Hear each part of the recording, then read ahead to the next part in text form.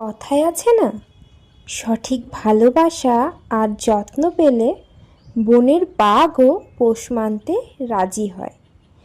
ঠিক যেমন আমার এই বাগানবিলাস গাছটাকে দেখো, ঠিক 6 থেকে 8 মাস আগে ওকে প্রথম আমি আমার বাড়িতে এনেছিলাম।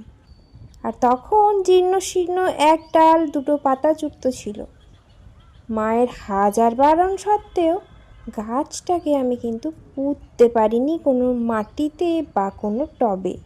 ওকে আমি জায়গা দিতে পারিনি ঠিকই, কিন্তু ওর জায়গা মনের মধ্যে কিন্তু 16 আনা ছিল। তারই প্রতিফলন আর প্রতিচ্ছবি তোমাদের সামনে তুলে ধরলাম।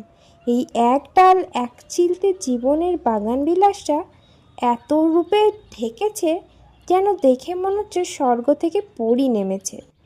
যারা আমার মতো বাগান বিলাস এবং ছাদ বাগান পছন্দ করো তাদের জন্য এটা কিন্তু স্বর্গের সমান।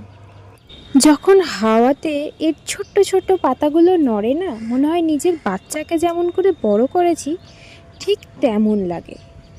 আচ্ছা, তোমরা জানিও তো যে আমার এই ছোট্ট বাগান বিলাসটাকে তোমাদের ঠিক কেমন লাগলো, কতটা মনে ধরাতে পারলাম তোমাদের, ঠিক কতটা ভালো লাগলো আমাকেও তোমরা একটু লিখে জানিও তো।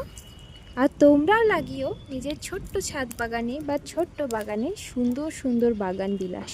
আমার বাড়িতে আরও কিছু বাগান বিলাস আছে, যদি তোমরা চাও আমি সেই ভিডিওগুলো পরপর আপলোড করতে পারি।